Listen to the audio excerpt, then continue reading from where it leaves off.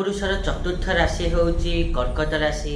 ସେହି କର୍କଟ ରାଶିର ଯେତେ ସବୁ ବ୍ୟକ୍ତି ଅଛନ୍ତି ତାଙ୍କ ପାଇଁ ଭୂମିପୁତ୍ର ମଙ୍ଗଳ ନିଜର ସ୍ୱରାଶିରେ ଗୋଚର କରିବା ଦ୍ୱାରା କ'ଣ ସବୁ ଶୁଭ ଅଶୁଭ ଫଳ ଦେବେ 11 ମେ 2026ରୁ ନେଇକି 20 ଜୁନ୍ 2026 ଯାଏଁ ଦୀର୍ଘ 40 ଦିନ ଧରି ସେ ବିଷୟରେ ଆଜି ଆମେ ଏହି ଭିଡ଼ିଓରେ ଆଲୋଚନା କରିବା।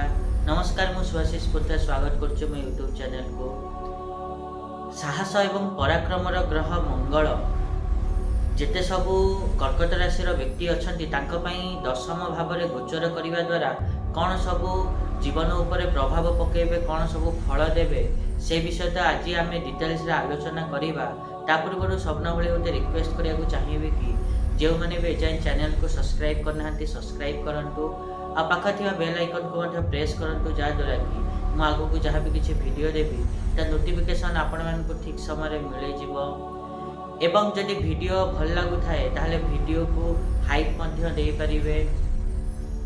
ଯଦି ଆମେ କର୍କଟ ରାଶି କଥା କହିବା ତାହେଲେ କର୍କଟ ରାଶିର ବ୍ୟକ୍ତିମାନଙ୍କ ପାଇଁ 11 ମେ 2026ରୁ ନେଇକି 20 ଜୁନ୍ 2026 ଯାଏଁ ମଙ୍ଗଳ ରୁଚକ ନାମକ ପଞ୍ଚମହାପୁରୁଷ ଯୋଗ ସୃଷ୍ଟି କରିବାକୁ ଯାଉଛନ୍ତି, ଯାହାଫଳରେ କି ଆପଣମାନଙ୍କର ଉନ୍ନତି ଏବଂ ପ୍ରଗତିର ବାଟ ଫିଟିବ।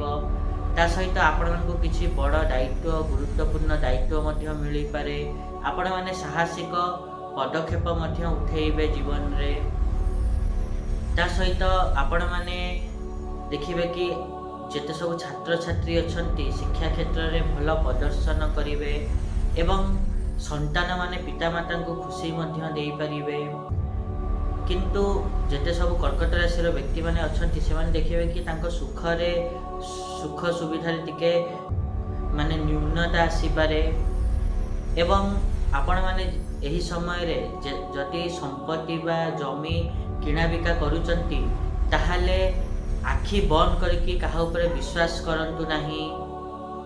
ଏ ତ ଥିଲା କର୍କଟ ରାଶିର ବ୍ୟକ୍ତିମାନଙ୍କ ପାଇଁ ମଙ୍ଗଳଙ୍କ ଗୋଚର କିଭଳି ରହିବ। ଆଶା କରିବି କି ମୁଁ ଯାହା କହିଲି ଆପଣମାନେ ଠିକ୍ରେ ବୁଝିପାରିଥିବେ। ଆଉ ଯଦି ଭିଡ଼ିଓ ଭଲ ଲାଗିଛି ତାହେଲେ ନିହାତି ରୂପେ ଭିଡ଼ିଓକୁ ଲାଇକ୍ କରନ୍ତୁ, ସେୟାର କରନ୍ତୁ, ଆଉ ଚ୍ୟାନେଲକୁ ସବସ୍କ୍ରାଇବ୍ କରିବା ପାଇଁ ତ ଜମା ଭୁଲନ୍ତୁନି।